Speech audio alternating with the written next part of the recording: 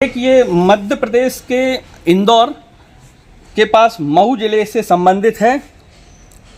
ये property PACL के मामले में अटैच होकर इस पे ये नॉट फॉर सेल का टैग लगा हुआ है और ये इस पर गोल सील लगी हुई है, justice retired RM Lodha in the matter of PACL limited. ये प्रॉपर्टी 2 रजिस्ट्रियों में ये प्रॉपर्टी कंपनी ने परचेस करी थी अपनी ही सिस्टर कंसर्न कंपनी जिसका नाम TC डेवलपर लिमिटेड था। इस कंपनी के नाम से ये प्रॉपर्टी खरीदी गई थी और इसमें कारिंदा आम जो थे उनका नाम था हरजिंदर सिंह भंगू, पिता स्वर्गीय बलदेव सिंह भंगू।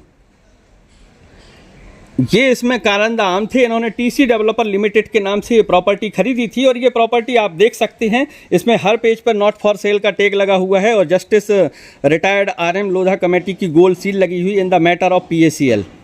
ये इंदौर जिले के मऊ से संबंधित प्रॉपर्टी है जो कि ग्राम दातौदा, तहसील महू, जिला इंदौर की प्रॉपर्टी है।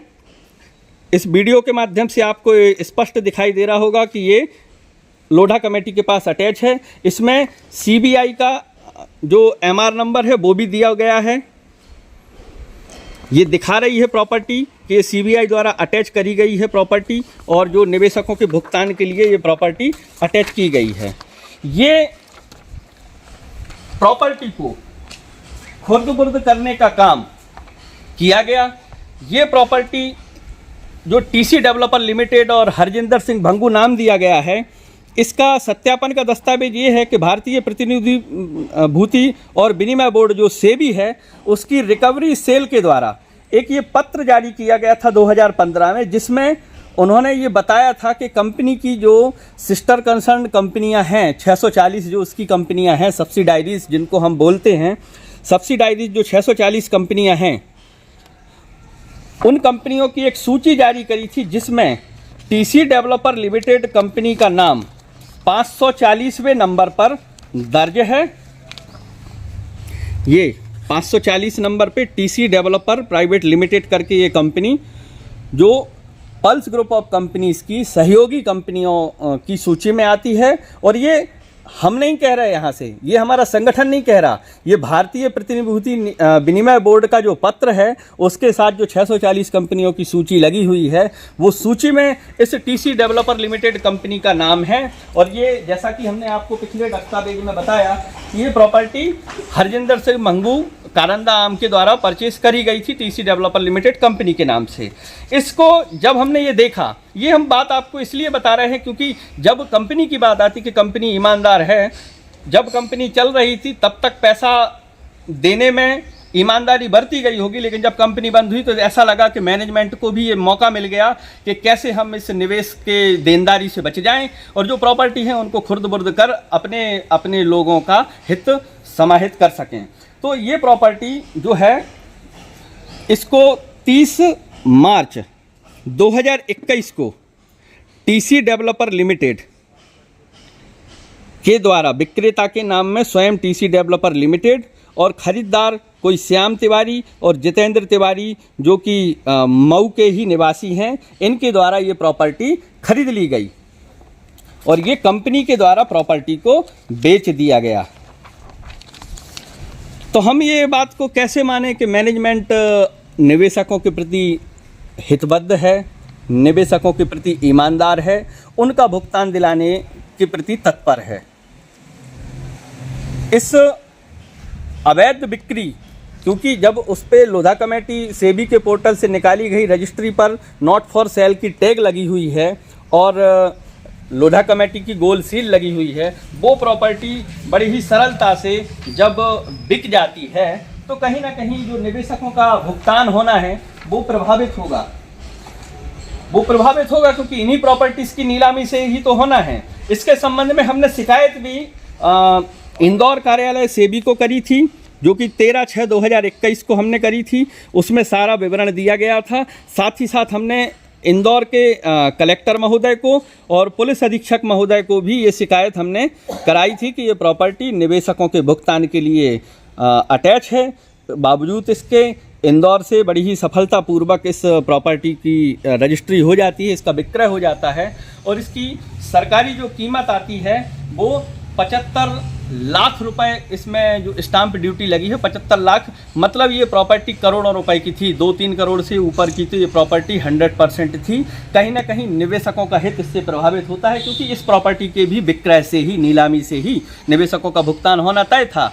तो फिर कंपनी की मैनेजमेंट के द्वारा इसको फर्जी तरीके से विक्रय कर, क्या ये निवेशकों के हित में विक्रय किया गया, क्या उस पैसे से, विक्रय की राशि से किसी निवेशक का भुगतान किया गया, ये सवाल आज भी विद्यमान हैं। इसकी हमने शिकायत माननीय मुख्यमंत्री मध्य प्रदेश शासन से भी 25/10/2021 को की थी कि हमने इसके संबंध में कलेक्टर इंदौर और पुलिस अधीक्षक महोदय इंदौर को सूचित किया था कि फर्जीवाड़ा हुआ है, गलत तरीके से रजिस्ट्री हुई है, लेकिन बावजूद इसके कोई कार्यवाही नहीं हुई है। तो हम निवेशकों को ये बताना चाहते हैं कि हम इस स्थिति में खड़े हैं कि हम किस पर विश्वास करें और किस पर ना करें। ये कलेक्टर इंदौर को जो रजिस्टर्ड डाक से हमने शिकायत भेजी थी उसके डिलीवरी मेमो है। ये 15/6 को बुकिंग हुई थी और 21/6 को डिलीवर्ड हो गई थी शाम को। ये कलेक्टर महोदय का है और ये पुलिस अधीक्षक महोदय का है, सेम डेट में उनको भी इंदौर में डिलीवर्ड हुआ था। ये पोस्ट ऑफिस का ऑथेंटिक डॉक्यूमेंट है। शिकायत करने के बावजूद भी कार्यवाहियां नहीं हो रही हैं। तो निवेशकों के साथ रह कौन गया? ना निवेशकों के साथ शासन है, ना प्रशासन है। जहाँ तक हम माननीय सुप्रीम कोर्ट की बात करें तो वो भी 2016 में 2 फरवरी 2016 को फैसला देने के बाद से निश्चिंत हो गए कि निवेशकों का भुगतान मिल जाएगा। उसके संबंध में कोई भी कड़ा दिशा निर्देश माननीय सुप्रीम कोर्ट के द्वारा आज दिनांक तक नहीं दिया गया है। जबकि हमसे जब प्रशासनिक अमले ने, कई जनप्रतिनिधियों ने ये बात कही कि आप, ये मामला सुप्रीम कोर्ट का है तो आप सुप्रीम कोर्ट जाइए, तो हमने सुप्रीम कोर्ट में एक आईए दाखिल किया था जिसका नंबर, डायरी नंबर था 73,544/2019, जिसको 25 जुलाई 2019 को माननीय सुप्रीम कोर्ट ने यह कहकर खारिज कर दिया था कि इस संबंध में नया प्रकरण एंटरटेन नहीं किया जाएगा। मतलब हमारा निवेशकों का सुप्रीम कोर्ट में भी सुनवाई नहीं है। जिसको इसकी जिम्मेदारी दी गई है, जिसको देख रेख की जिम्मेदारी दी गई है रिटायर्ड चीफ जस्टिस माननीय RM लोधा और सेबी को, तो सेबी भी उन प्रॉपर्टीज़ को ना तो सुरक्षित कर पा रही, ना संरक्षित कर पा रही, ना ही नीलाम कर पा रही है।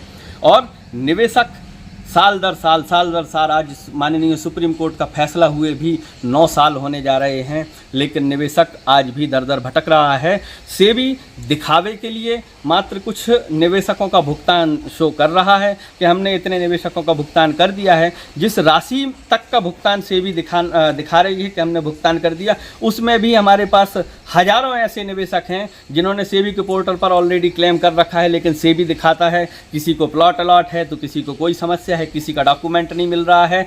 तो भुगतान करने की नीयत सेबी की भी नहीं दिख रही है। तो हम हमारे भुगतान के लिए कब तक ऐसे सिलसिला चलता रहेगा? तो इस संबंध में हमारे सागर से पूर्व सांसद श्री लक्ष्मी नारायण यादव जी ने संसद में भी विषय रखा था। जिस समय अरुण जेटली जी वित्त मंत्री थे, उन्होंने भी विषय रखा था और उन्होंने कहा था संसद की प्रोसीडिंग में कि अगर ऐसे भुगतान की प्रक्रिया चली तो 60-70 साल लग जाएंगे। और उन्होंने सेबी चेयरमैन को जो पत्र लिखा था सागर से, उसमें भी उन्होंने इन राइटिंग इस बात को लिखा था कि सेबी जिस प्रक्रिया से काम कर रही है 100 साल लग जाएंगे, लेकिन भुगतान नहीं हो पाएगा। गरीबों का पैसा है, उनको समय पर मिल जाए। इस बात को हर मंच से कहा गया, हर प्लेटफॉर्म से, चाहे माननीय मुख्यमंत्री हों, चाहे प्रधानमंत्री हों, चाहे वित्त मंत्री हों, चाहे संसद हो, चाहे विधानसभा हो, चाहे सड़क पर हो, कलेक्टर हों, तहसीलदार हों, किसी भी हर तबके के अधिकारियों को, जनप्रतिनिधियों को इस समस्या को बताया गया है, लेकिन निराकरण नहीं हो पा रहा है।